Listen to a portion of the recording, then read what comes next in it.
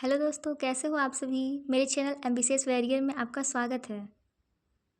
Coding सीखने से पहले हम ये जान लेते हैं कि कोडिंग होती क्या है। कोडिंग की सहायता से ही हम अपने कंप्यूटर को इंस्ट्रक्शन देते हैं कोई भी काम करने के लिए। अगर मैं आपसे कहूँ ओपन द डोर तो आप ये बात समझ जाएंगे कि मैं दरवाज़ा खोलने के लिए कह रही हूँ, लेकिन अगर मैं कंप्यूटर से कहूँ ओपन द गैलरी तो वो इस बात को नहीं समझेगा, उसके लिए हमें कोड करना पड़ेगा। अब बात आती है किस लैंग्वेज से स्टार्ट करें, क्योंकि लैंग्वेज तो बहुत सारी होती है हमारे सामने ऑप्शन में, जैसे हो गई सी लैंग्वेज, पाइथन, जावा, C++।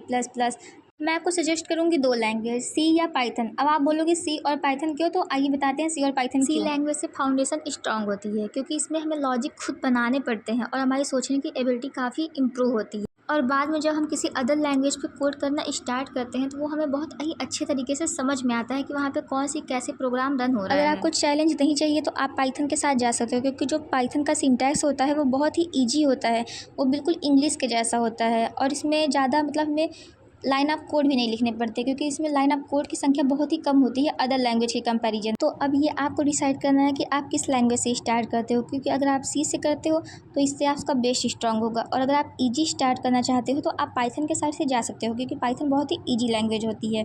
तो आप किस लैंग्वेज से करने के लिए सोच रहे हो। बेसिक से स्टार्ट करो, पहले वेरिएबल बनाओ, उसको देखो ये कैसे बन रहा है, इसमें वैल्यू कैसे स्टोर हो रही है। फिर डाटा टाइप सीखो, ये इंट है, फ्लोट है, कैरेक्टर है, और फिर देखो इनपुट कैसे लिया जाता है, आउटपुट हमें कैसे मिलता है। डेली प्रैक्टिस करो, अगर डेली प्रैक्टिस करोगे तो लॉजिक स्ट्रांग होगी और कोडिंग ईजी हो जाएगा।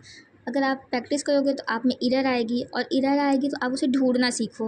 अगर आप एरर को ढूंढना सीख जाते हो तो फिर आप धीरे धीरे अपनी गलतियाँ खुद सुधारने लगोगे, और धीरे धीरे एक दिन आप एकदम प्रो लेवल पे पहुंच जाओगे। जब आप डेली प्रैक्टिस करोगे तो आप देखोगे खुद ही आप में बदलाव आ रहा है। वो लाइन सुना है आप लोगों ने, a practice makes a man perfect. Notes बनाओ, आप जब भी कोडिंग करने के लिए बैठो तो साथ में कॉपी पेन भी ले करके बैठो, क्योंकि कोडिंग करते करते कई बार ऐसी चीज़ें भी सामने आती हैं जिसे हम पॉइंट आउट कर लेते हैं, तो उसे आप उसे नोट्स में लिख लो, क्योंकि जो आप नोट्स में लिखोगे तो फिर आपको वो रिकॉल करने में बहुत आसानी होगी।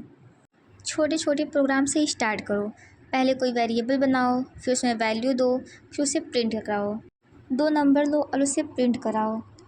एक लास्ट चीज़ तो हम भूल ही जा रहे हैं, आप जब कोड लिखोगे तो आपको रन कराने के लिए कंपाइलर चाहिए होगा, और आप में से मोस्टली लोग ऐसे होंगे जिनके पास लैपटॉप नहीं होगा।